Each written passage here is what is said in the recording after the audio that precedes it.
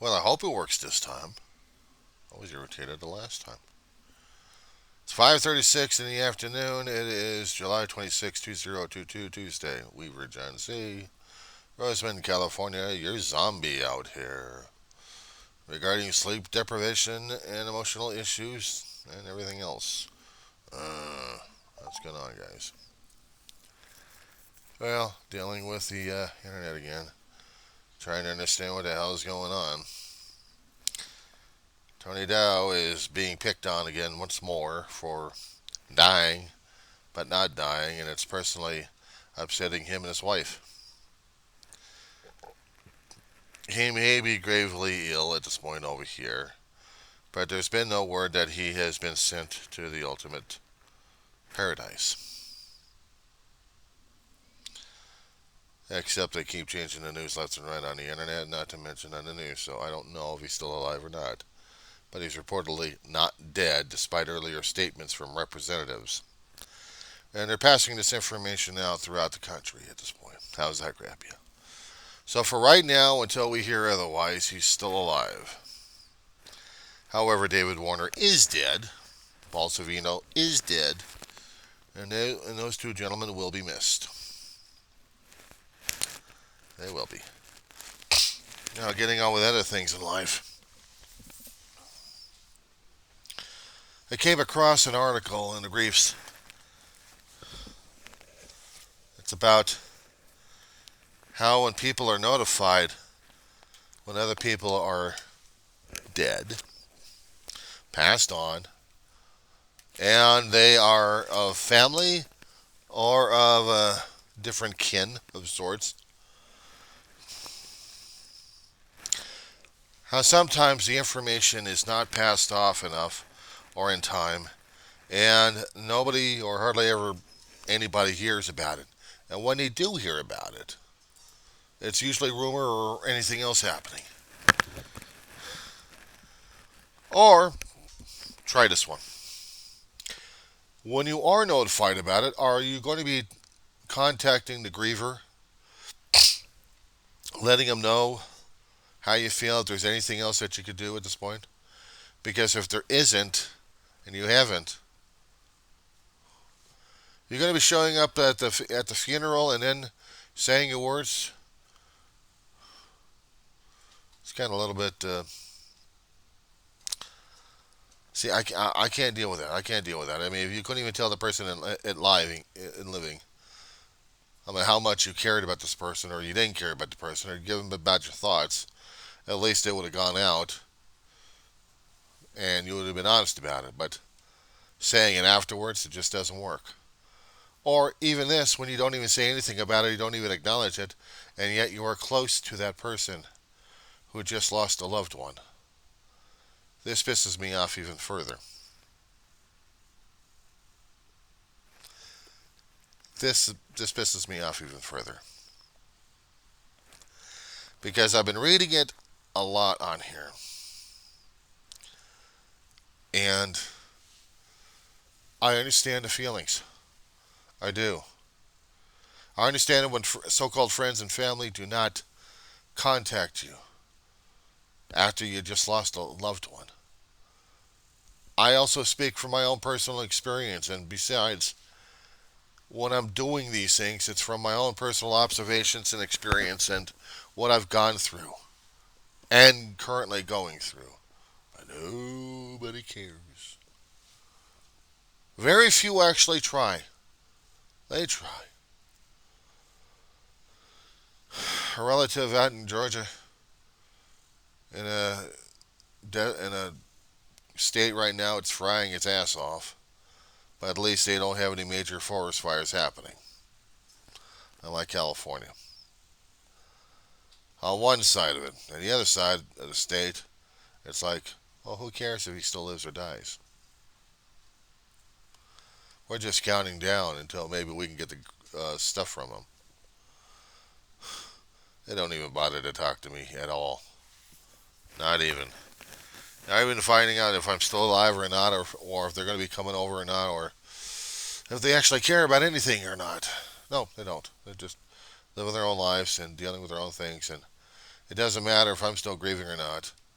But I understand about them because a little bit. They also lost a father and they also lost a mother. And they don't want to go through it with their family. They don't want to go through it at all. They'd rather not face it. But if they had faced it, they should have faced it and then they moved on. As for me, no, I haven't moved on because anytime I can try moving on at this point over here, I can't move on. I know they say cancel slugger, too lazy to try. Unless you've already got stuff happening inside the head that's already screwing you over left and right. And then what do? Oh, it's all in your head. It's all in your head. Well, excuse me, but so is grieving, so is pain, so is feelings, so is thoughts. Not to mention living and dealing with the memories of my family out here. Of course, the next smart ass thing would be, why don't you just leave the area? Because I am so inclined, I am so entwined with this area. Some people can just pick up, start anew, and just don't care anymore. Me, on the other hand, I'll tell you how hard it's been.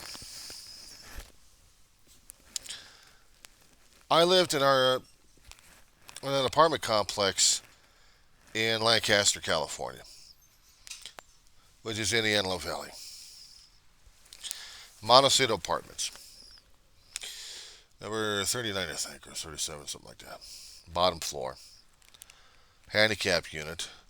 My mother, my brother, and me. Two bedrooms. My brother slept in the living room in a blue chair, which I still have. Hospital bed for my mother, because she couldn't. And I'm living on a twin mattress in my own bedroom. Dealing with my mother's situation. Her situation being she's bedridden and she's dying slowly. My brother and I are doing the 24/7 caregiving on her. Hardest damn thing to deal with is caregiving because you see her every single day, every single second, 24/7 as she's going under. And there's nothing you can do about it. Emotionally and mentally, and it's all in the head. She's already made her decision a long time ago to die. She couldn't just live because there's nothing else left to live for. Her family's already gone. The only two people that made a damn in her life was her two boys, me and my brother. And since we were surviving just well, and we can survive without her, at least that's what she kept thinking about. Why don't she just go and just deal with her family upstairs and be at peace? Leaving me and my brother torn like hell and struggling to survive and struggling to deal with the grief and pain, and yet we couldn't even deal with it between ourselves. We had to talk to other people about it. We had to try to commit ourselves to different things so we can get past the damn pain. But the problem is, it was always there. It was always there. And there's no way for me to explain that to anybody else unless they've already been through it.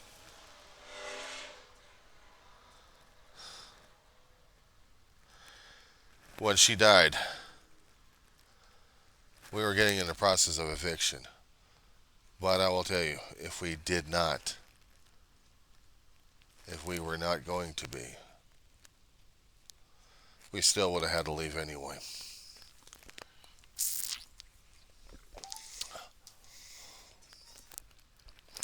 We couldn't afford the apartment. But I'm going to throw that one out. If we could afford the apartment at the time and able to pay the rent, would we have been comfortable living in there, knowing that Ma had died or came back to life physically, but not spiritually?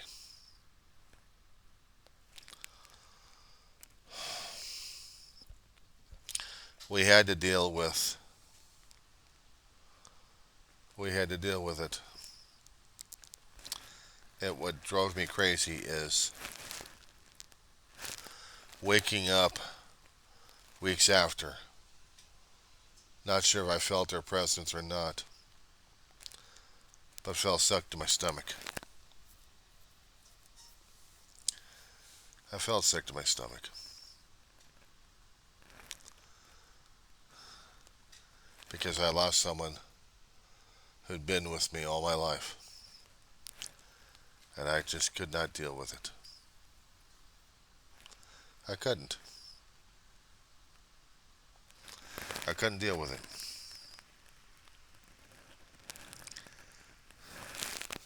Let's put this down. It's really starting to annoy me.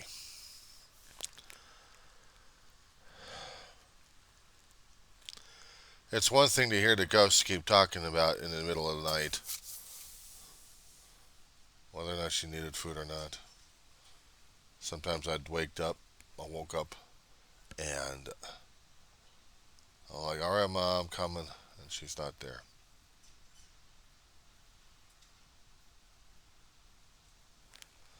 And that hurt. When we moved over to a trailer home, finally, we didn't have the ghost of Ma to deal with. We didn't feel that. We didn't feel the looming energy, the discomfort, the suffocation,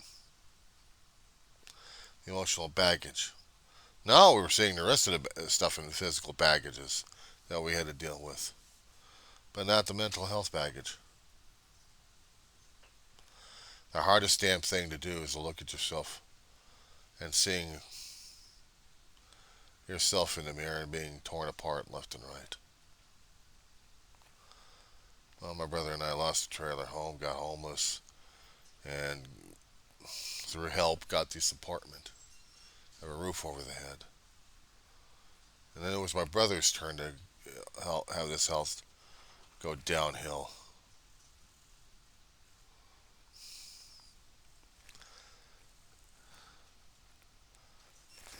I was going to be determined to stay and help my brother out wherever he had issues with.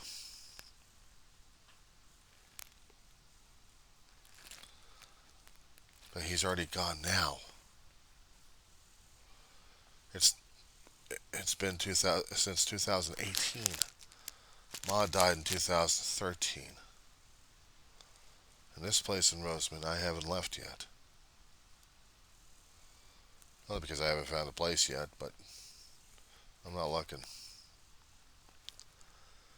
It seems like I'm tired of moving out and running. I'm tired. I am so sick and tired.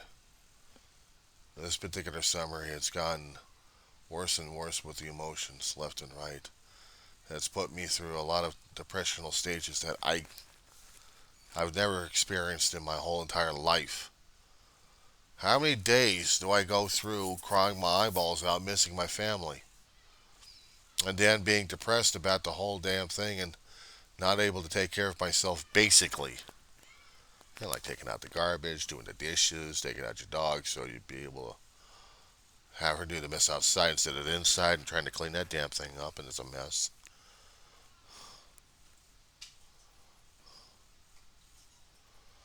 Dealing with the flies and anything else that crawls in and stays.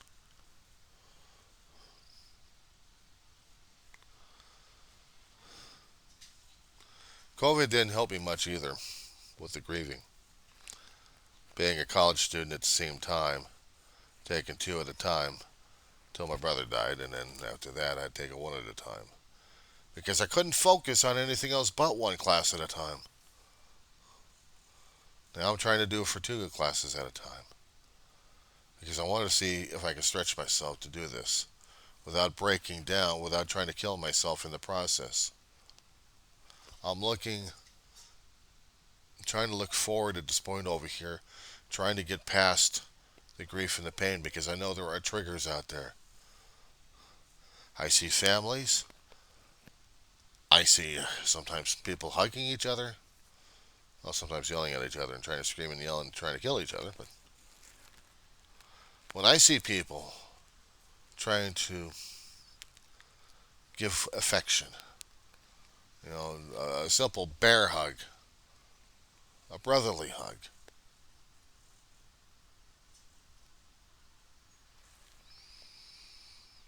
even talking about it kind of hurts because already I've been set up for this damn thing. I'm waiting for the tsunami to kick in. And I kid you not, it is an emotional tsunami. Because when I start crying, when I start heaving, when I start bawling my head off, I don't know if it's going to be the last time I'm going to be waking up or not. Because I'm squeezing this damn chest and this damn heart like crazy. I get triggers. I get emotional memories going that piss me off. I'll see something innocuous, something innocent, saying something so ordinary, maybe. And then pretty shortly, I'm at it.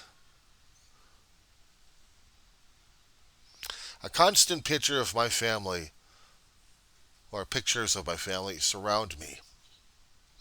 You think this would be a constant way of getting me triggered all the time? Not really. A story sometimes I'll read on online how they resemble my story. And then I have to come up and share something about my story with them. And then feeling the stress of it, feeling the pressure of it, feeling like, oh my God, I gotta share about this one, otherwise I'm gonna drive myself nuts. That's what I'm going through. Part of it.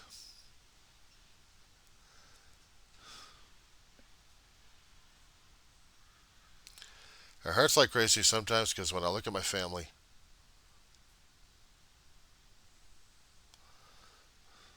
and I know they're not there. Physically, they are not here. I feel like they got albatrosses around my necks here. And I'm weighed down by it.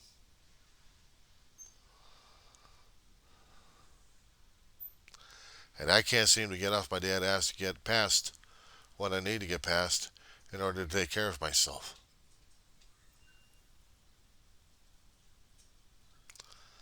Why do I talk to myself like these things? Why do I do these logs?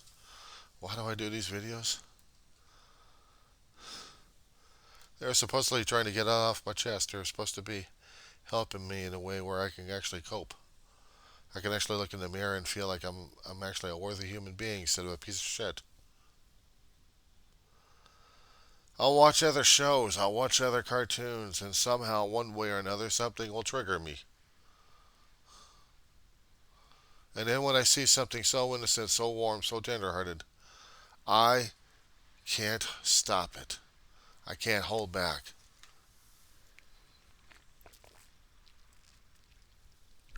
I have to let it go. I know some people have been trying to say in their postings and their memes and in their expressions that it's alright to cry in public. No, it ain't. Have you seen people do that? Unless there's a major tragedy that they're all grouping together, that's what they'll do. Or if there's something to celebrate a death or a life, they'll cry like that. If there's some kind of tragedy that brings groups of people together, yeah, but individuals? How many looks have I seen from other people like giving a disgusting look or maybe a sympathetic, they don't know how to deal with them and then just walk on by? Give them the time to grieve. Give them the time to grieve. They need privacy. They need privacy. You don't know that. But you're too damn afraid and too damn chicken to deal with them. That's what pisses me off even further. They don't even know how to deal with it. Or they'll try to throw in Christ. They'll throw in God. They'll throw in the positive aspects of thinking positive. That'll help him through it. You kidding me? with how much pain and how much grief, there's nothing for them to look at positive at that point. And it's no wonder I relate more and more with the guys who want to jump or shoot themselves in the head or even pill themselves up, even ladies who do that. Because nobody is getting their pain. Nobody's understanding. When you go through traumatic, there is a lot of neurological changes happening inside of you, a lot of chemical changes, a lot of things happening to the soul and to the mind. I'm not a scientist. I'm not a doctor. I don't have a degree in anything. I'm working on it. I'm a college student at a community college. And I'm busting my ass. I'm old as hell. And I'm observing a hell of a lot of things and talking about it throughout my life. I'm over half my lifetime, they say. 50 is over half your lifetime. Maybe you got up until 100. Maybe you got up to 120. Maybe if you're lucky. If you live a good enough diet or life. Well, I've lived almost. It's been past 50 already. I've seen too much death and tragedy already. I've seen too much. But to feel like I can't publicly cry or try to get someone's, someone to give me a damn bear hug every once in a while. It scares them. Showing affection like that out there, do you think you're gay or something? And I'm not. When I heard like a son of a bitch. But I tell you, when I get hugging, it's usually because I'm going through the damn crying session. I'm about to go through the crying session, or I'm getting after the crying session. Either way, I'm going through the emotional tsunami, and it's tearing me apart left and right. So how am I supposed to be handling this? How am I supposed to be dealing with this? There's no manual for this. There's no rule book. There's no guidebook. There's nothing out there. You work with it. You deal with it. You look at someone else's face, and you hope maybe they can understand. And they see through your eyes. Maybe they can see through your eyes. About the depth of your pain. And if you're lucky, the persons have already been going through it will actually care enough just to stand there and listen as you tell your story. Share your pain. Share a cup of coffee. Give a few minutes of your time to listen to the story. Read the story. Understand it. Maybe somehow relate with it and emote. They're going to be crying, and if you're crying, then you're relating to it. You're connecting. You understand it, but yelling at a person ain't going to help much. Or screaming and yelling at Christ is going to be the one saving your ass. I'll be looking at him saying, I'm already lost. But thank you very much for your unsympathy, schmuck. But I'm trying to tell you something about positivity over here, and Christ was going to do this. Is he here right now? I mean, is he here right now in front of my face telling me this shit? No, I got you yelling and screaming at my damn face. Leave me the fuck alone. I'll deal with my misery in my own way. That's how I've been treating it. That's how I've been dealing with it. I have a few people who try to do the cursory offers. Well, if you need anything, let me know. Well, if I haven't said anything about it, will you be there? I also have a trust issue. I have a trust issue. Are you going to be there? Or is something else going to happen that you're not going to be there? Because I've already been scammed too many damn times in my life, and I don't need to hear it. I don't even be near it. Just stay the hell away. I'll deal, I'll cope, I'll survive on my own. That's how I've been dealing with it. And nobody likes it. Nobody likes it when you're doing things alone. They want you to be happy and positive. They want you to be part of that energy at this point over here. They're willing to do a few things, but not all of it. And I mean, not all of it. such as if you need someone to stay over, or if you need someone to cook for you, or something of of a value you consider of a value, a little bit of a service. Is the other person going to be there? I haven't had it. Or better yet, having acknowledgments sent over, cards, emails. It's one thing about someone saying it in person, so well, I'm sorry. Fuck you. You're not sorry at all. You're just saying being cursory, right? No, thank you. You're not sorry. Because usual romance saying, well, thank you very much. It's the other way of saying fuck off. I've said it that way too. Not telling them to go fuck off, but in a way, in a manner of saying fuck off without saying the word fuck off. Because thank you for your acknowledgement, go fuck away. You're not going to help me out with my little situation, my little pain here, my little grief. Then I don't need you. Thank you for your acknowledgement, get the fuck out. Well, you're a rude bastard. No, I'm a guy in pain at this point over here and I don't give a shit. I've already been through too much crap. How about you? They're going to say that's not fair or anything else like that. I'm going to say bye and just walk away. Because I don't need to deal with people who are going to give me lip service at this point over here. It's not needed, not worth it. You're going to be proving your salt. You're going to be proving that you're a human being. You're going to be proving to me that you're empathetic of what's going on. Have you ever gone through the shit I've gone through already?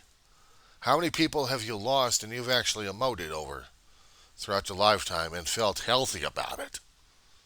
Or better yet, like me, trapped it so much you weren't allowed at any point because everything else around you had to take care of priority, but you were never priority. Not in here, not in here.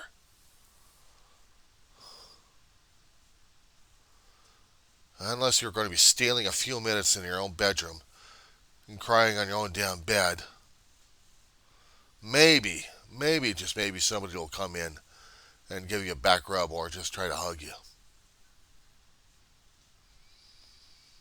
That happened to me very little times, but it had happened.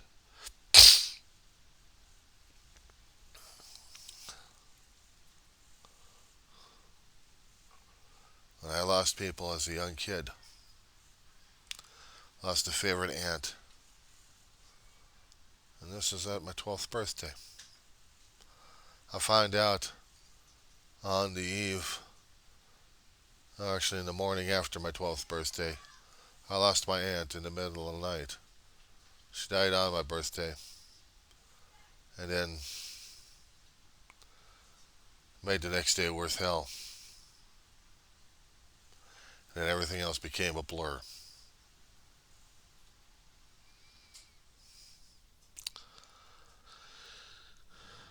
I had to be strong as a young kid for people. I had to be strong as a teenager. But nobody could tell me it was all right to take time off and grieve. It was all right to cry.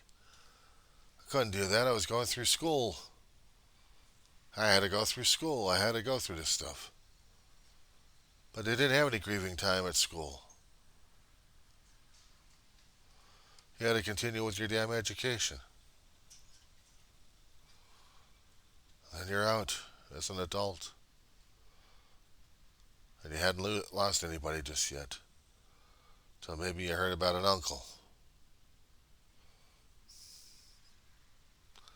Of course, when you're in between jobs, it's all right because now you get to go to a funeral and see people. But the thing is, I hardly ever grieved for some of the people I loved as well. You had to be strong for everybody else. You had to shove it way back. You couldn't bring it out and cry like crazy in front of everybody. No, because you were taught otherwise. You were taught men don't cry.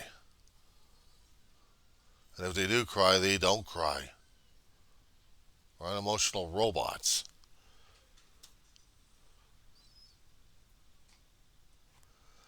If you happen to see any flying creatures on the screen, yes, there are flies in this place.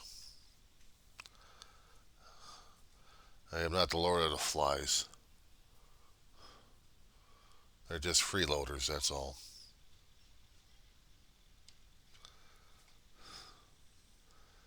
I remember one of my uncles. Actually, there was one uncle that lived out in San Diego with his family, but I didn't see the kids cry. Not once. Some of the ladies cried a little bit, but the guys were stoic. Everybody holding it in. I don't remember anybody pulling out handkerchiefs and dabbing their eyes because, unless I had seen law enforcement or military guys, but the family, no. They held it back. They held it in. They wanted to show how tough they were. Lying sack of shits. You couldn't express that grief in front of anybody and everybody.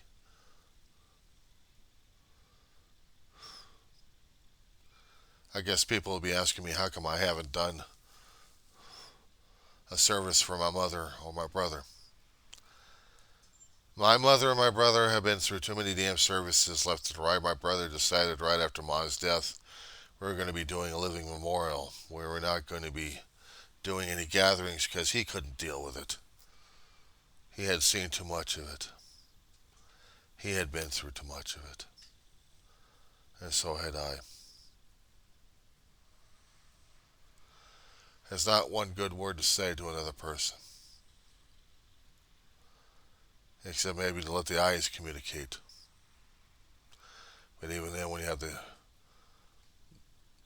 keep shoving the men are supposed to be tougher than anything else, it just didn't work out that way.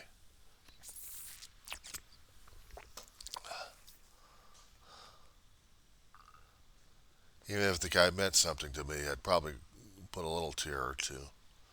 But that's about it.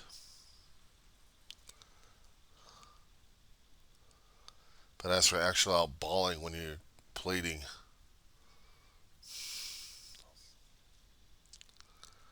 you're already used up at the funeral and you're seeing the service go on.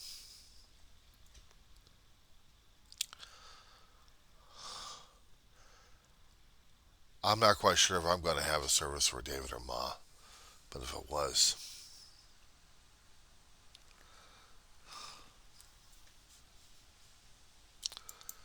I don't know. I'd just probably do a video on it. But I think every damn tape I've been doing talking about my family, it's been a memorial service of sorts. I just hadn't had the organ music or the flowers around. All I've had was the ashes and the cabinet with the pictures. A constant memorial that never ends. Constant way of celebrating life. And I had no way of getting past it.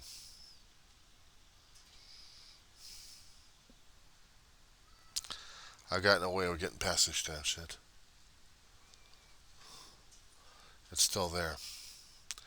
It still hurts like a son of a bitch, and I'm supposed to get through this. I'm supposed to feel something about this.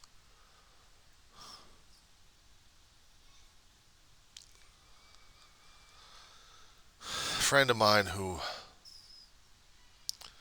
was kind enough to pay for the ashes wanted to find out how much it would have cost for a memorial service. I couldn't deal with that pain. I don't think I'd be ever ready for that. They consider memorial services like saying goodbye to everybody. You're saying goodbye to that person, and then you're supposed to move on, live on. I haven't. I haven't. I don't think I could deal with it, to tell you the truth. I don't think I could deal with a memorial service dealing with my mother or my brother. Maybe the other family members could, but I couldn't. The only way I can memorialize them is by talking about them constantly. Constantly talking about how much they meant to me in my life.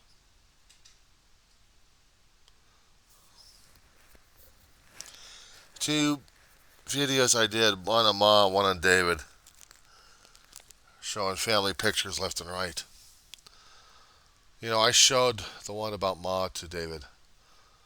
I had seen someone in a recovery halls who passed away, and in the service, I'm seeing someone who's being celebrated by music and by video. I'm like, could I do that? Could I do that for Ma? It took me a couple of weeks,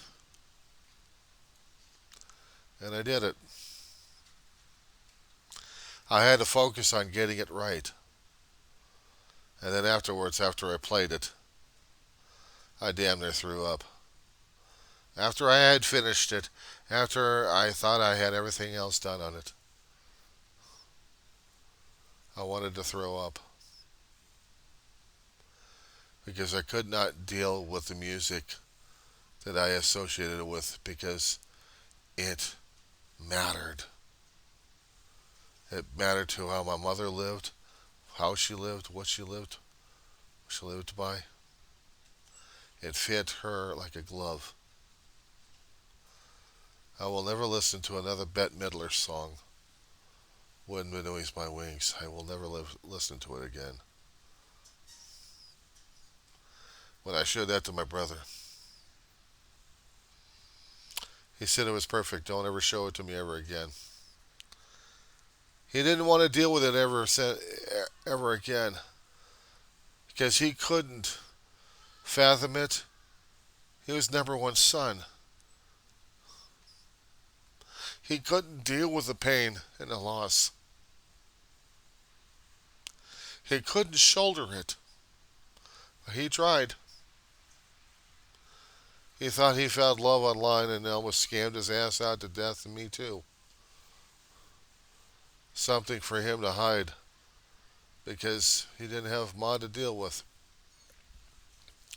They were the best of buds.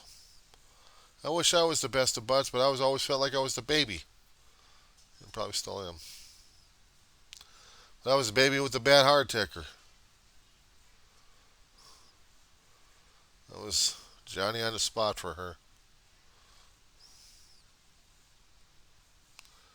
Sometimes I really didn't mind it. And at times I did. But I didn't want to tell her that. I really didn't. I really didn't. And I was my brother's sidekick. I was the guy watching his six all the time. He taught me that after he got out of the military. I walked him through hell. I threw his ass out when he couldn't handle the drinking and the drugging and turned into be a thieving monster and lying bastard. He came back home a broken man, and we just could not keep him outside because that was part of us. He died clean and sober. My big brother had 32 years, clean and sober. A little problems concerning about medications, but he was still clean and sober, and he held on to it. His nickname was IB David. Somebody else bequeathed that to him, and they were dying, and they told David that he was IB David, and there was a guy named David who was dying. I call myself I am John, just to identify.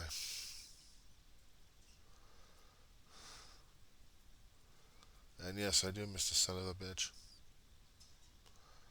More so than what I ever have. My brother and I, over the past 20 years, have become tighter and tighter. We watched each other's backs more and more. We may have fought like crazy.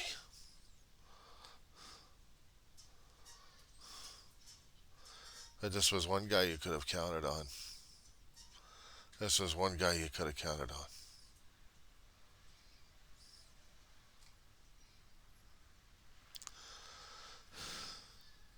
See, I couldn't have an actual memorial service.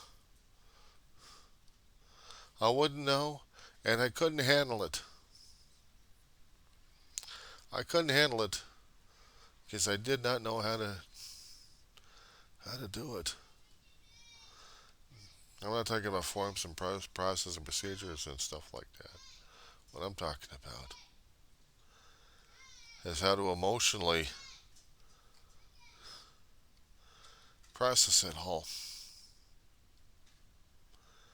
I know he's gone.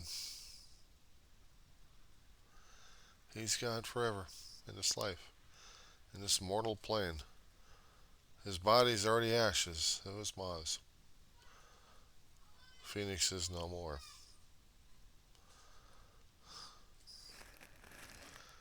And the only thing I can tell him in this life,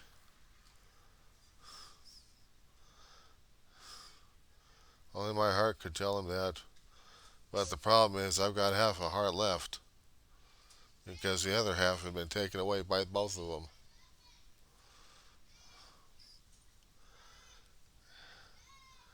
I'm still trying to get that hole patched up. It's hard as hell to deal with this.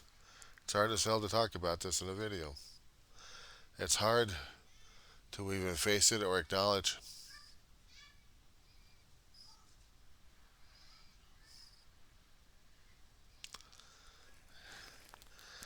I'm sorry. Nah, I'll take that back. I'm not sorry. Kids will play outside and they will enjoy life. They haven't tasted the bitter dregs of how limited their mortality is. I did, and it scared the fuck out of me throughout my life. How precious life was and how it scared the hell out of me living and dying. And I can't convey that feeling or thinking to people. They hadn't died at the age of 4 years old and open heart surgery and coming back to life and then trying to explain or try to live life after that. They don't know. How could they?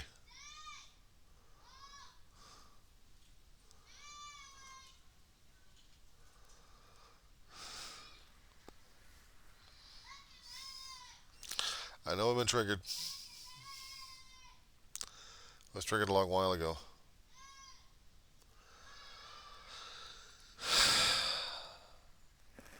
I'm going to end this right now. I'm having a hard time.